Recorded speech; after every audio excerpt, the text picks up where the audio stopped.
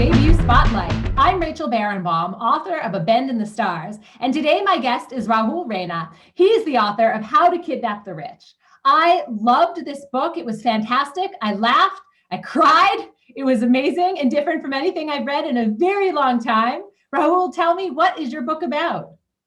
My book is set in modern Delhi, it's set in modern India, and it's about exam scams. So it's about a young man from a poor background who becomes an exam taker, becomes an exam double for kind of rich, indolent, lazy sons of India's elite. So he takes the exams for them, he gets paid a little bit of money, and they get the world opened up to them. They can enter into Indian universities, American universities, they get the top jobs with all the corporations, and that's how he makes his living. Unfortunately, he comes top in one of the exams. And when you come top, you get a lot of attention and you get a lot of money. So he decides to just join the ride and to make as much money as he can. Unfortunately, there are lots of problems. One small detail that I absolutely loved is that he's selling these packages, right? What kind of exam results do you want, right? He has different levels in the packages that you put together. Could you just talk about that for just a few seconds? Because it was so funny. Yeah, exactly. You don't want to come too top. You don't want to attract too much attention, but also, do you want your kid to do very well in economics? Do you want them to go to Harvard? Do you want your kid to do well in arts? Do you want them to go to some sort of top fashion college in Europe? There's so many opportunities available to, Indian people nowadays. And I just felt that was part of the entrepreneurial spirit, a little bit of American can do, almost kind of tailoring your crookedness to your audience. Right. So while I was reading this book, a lot of the time I felt like I was in sort of a literature class, because it was like, okay, so this book is about a guy who's a scammer, but it's really about, right? And then a couple of times I would say it's about the poverty or wealth. Like what was it? Even, in the book, you asked that question. It's about both things. India is in a very weird historical moment right now where it's both the richest that it's ever been and it's also the poorest that it's ever been, in the sense that there are people right at the top of society who are making a huge amount of money and just pulling away from everyone else. Whereas India used to be a relatively equal country. And now you have a situation where the poorest people in society are so much further than they ever used to be from the top of society, just because that top 1 or 2% have just pulled away and made money as how the world makes money. They're rich in a global sense, which they never used to be. They used to be rich for India, but now they're rich on a par with everyone else in the world. And this other question that I had sort of as I was reading was, I wanted to know, like, what is honesty, right? There's a very thin line between truth and lies, and what is real? Like, what is your answer to that? What's my answer to that? That's a great question. I think that, especially for me in terms of fiction, you don't have to get the details exactly right. What you should be aiming for is emotional truth. For me, I didn't exactly have to describe how exam fraud goes on in India. What I felt was important was to capture what the country is really like. So for me, the line between truth and lies, it doesn't really exist. I'm a bit like my main character in that sense. I think that you can get a little bit of truth. It can be the same as a lie, and a little bit of the lie can be the same as the truth. I love that you said that it's like your character, because that is, the whole time I was thinking, what is the truth for Rudy, right? For your protagonist, what is the truth? I mean, he's making the truth in a sense, even though it might not strictly be called the truth. So, I thought that was interesting. So tell me, what is your connection to Delhi? How often do you live there nowadays? I was born there, I was brought up there, and then my parents kind of decided, we can make a little bit of a better life for ourselves if we move to England. So that's what we did. I kind of went back and forth between the two for a little while, and I spent a couple of months there every year, kind of just, kind of doing stuff, staying with my family, just kind of keeping up with my contacts there in the business world. It's kind of, I can go between the two. I can go between India and England. It's great fun. Yeah. So another aspect of the book that I enjoyed a lot was there are a lot of stereotypes, poking fun of them, using them, right, for various reasons. I had to ask you, like, what is your favorite stereotype? My favorite stereotype. Okay, sure.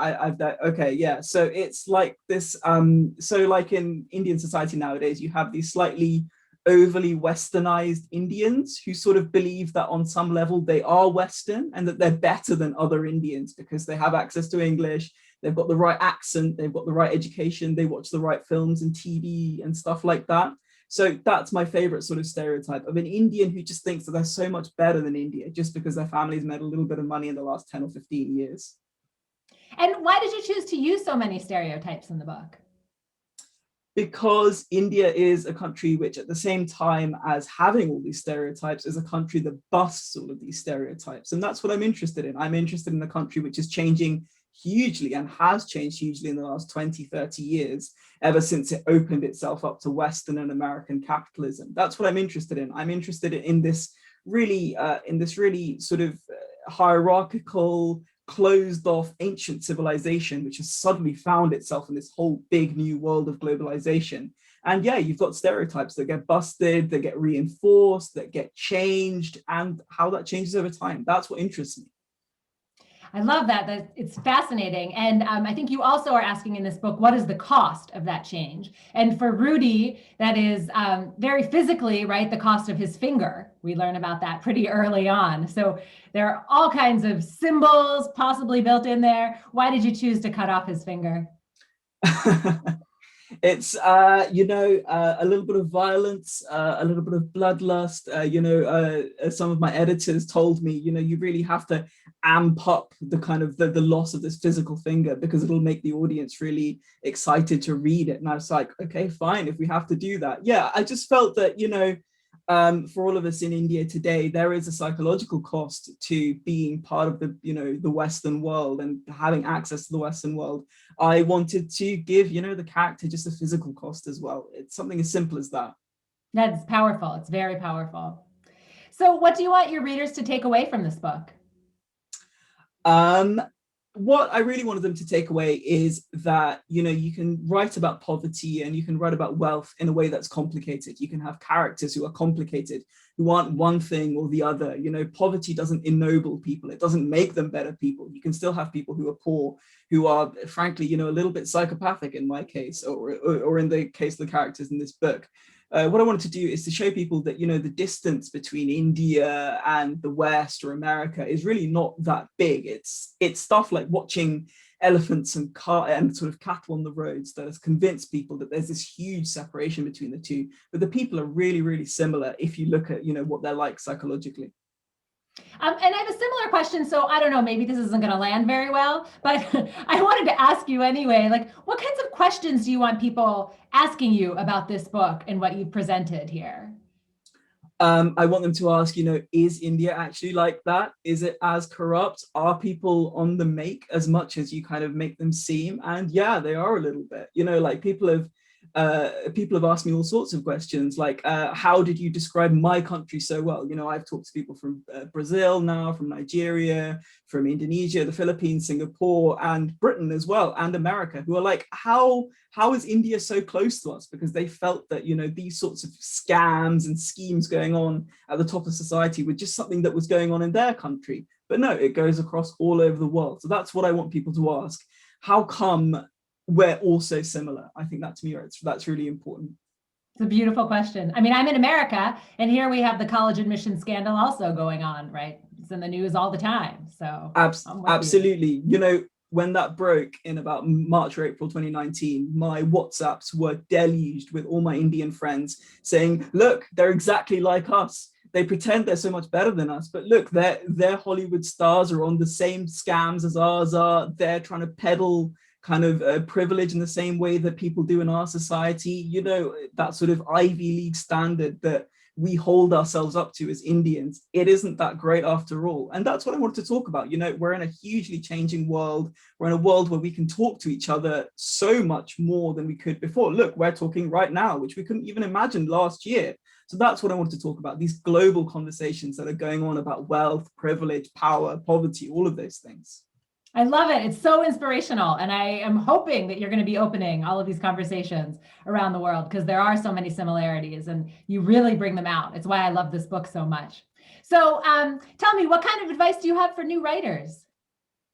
I have one piece of advice, which is start at the beginning, finish at the end. If you think there are any shortcuts, there aren't. You just have to write every single day or as much as you can. Obviously we've had a lockdown where, some people have completed their novels and sent them out to the world. Apparently agents have been a little bit iffy about those novels that they've read. But yeah, just start at the beginning, finish at the end, put in the graft every single day. I hadn't, nobody else had read my work until I sent this book out to agents. So yeah, basically, and you have to know yourself whether something is good enough to send out. You have to develop that thing just by reading a lot. So yeah, read a lot, write a lot, and just have a clear-sighted vision of what the book's about. Wow, no one else had read it. That's amazing. Yeah, no, absolutely. None of my friends, none of my family, who were slightly scared about what I might put down in fiction. So that's why, in my dedication, I've put, my family, who were terrified about what this book would contain. But it's not about them at all. It's about India and it's about corruption, but it's also about the West. It's about lots of things. Yeah. So then I have to ask, what was the hardest part to write?